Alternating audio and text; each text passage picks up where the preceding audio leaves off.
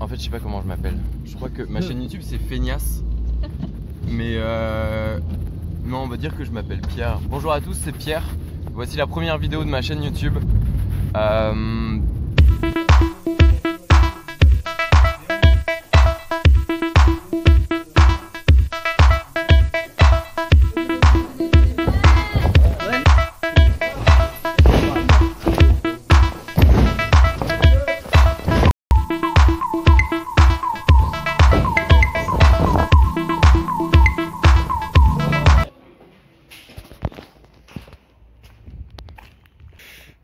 Pourquoi je me suis donné ce défi de merde? Je suis en stage de catch. Là en ce moment on est à Douai. Je sais pas quoi vous dire hein.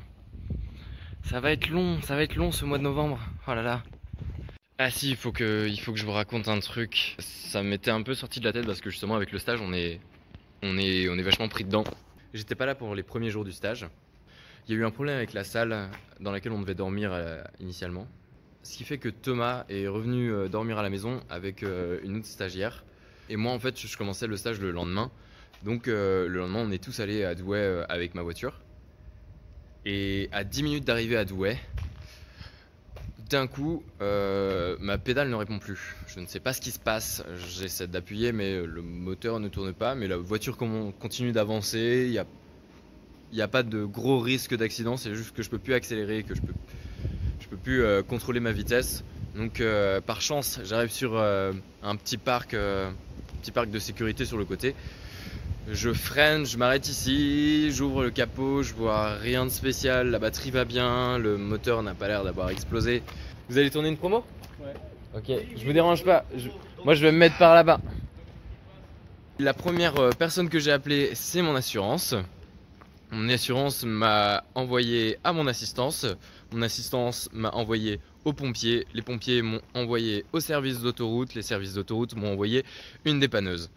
On s'est dit bah on va profiter de ce petit problème de voiture pour tourner une vidéo de promotion en fonction de nos personnages et tout ça.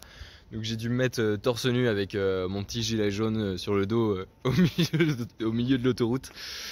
C'était assez comique, surtout que la dépanneuse est arrivée au moment où, où je rentrais dans ma voiture avec ma petite tenue. Bref, je suis pas sûr que cette anecdote soit intéressante.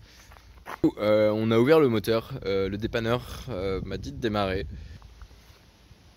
Le dépanneur m'a dit que c'était la courroie de distribution qui avait lâché. Alors je m'y connais pas bien en moteur mais je sais que c'est pas bon. Donc je me dis ok, elle est peut-être foutue. Lui il me dit elle est sûrement foutue. Moi je lui dis j'ai de l'espoir, c'est pas grave. Pour l'instant c'est que matériel, donc on va faire les papiers le plus vite possible. Moi ce que je veux c'est pas être en retard au stage. Donc le dépanneur nous dépose au stage, trop sympa, trop adorable. Et j'envoie ma voiture dans un garage Renault. Garage Renault me reconfirme que c'est bien la courroie de distribution qui est cassée et que eux ils ne répareront pas le moteur au vu du kilométrage qu'elle a. Du coup j'ai plus de voiture. J'ai perdu ma voiture. Je suis en plein deuil en ce moment. Je pourrais pas dire à quelle étape parce que j'ai l'impression de l'avoir déjà accepté au moment où j'étais sur l'autoroute. Mais ouais, Mégane est morte. Mégane est morte. Ah c'est horrible à dire, Mégane est morte. Et hier du coup je suis allé signer les papiers au garage Renault. Un des stagiaires m'a emmené. Et c'était déchirant de la voir sur le parking du garage de l'atelier. Et de devoir récupérer mes affaires à l'intérieur. J'avais mon petit sac et je faisais vraiment le tour de tous les vides-poches, de tous les boîtes à main, boîtes à gants, coffres et même sous les sièges. En gros, la voiture va partir à la casse. Et jusqu'ici, je me suis dit, bon bah ça va, c'est qu'une voiture quoi, je l'ai pas payée, c'était un cadeau. J'ai pas excessivement besoin de voiture pour l'instant, donc je pourrais faire sans. Et au moment où vraiment je suis arrivé pour récupérer mes affaires, c'était horrible. Mais vraiment horrible. T'as l'impression d'aller, tu sais, genre, j'avais l'impression d'avoir été avec une fille et on s'est séparés. Et du coup, bah moi je dois retourner à mon ancienne maison pour récupérer mes affaires dans des cartons. Et je pourrais plus jamais revoir cette maison ou cette nana, tu vois. Bah, là c'était un peu pareil, je devais dire adieu à ma voiture sur le moment.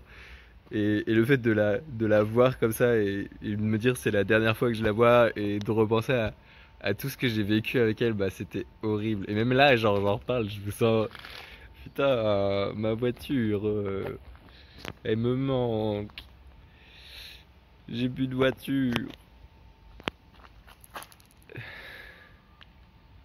J'ai fait 5 ans avec. C'était ma première voiture. Bref.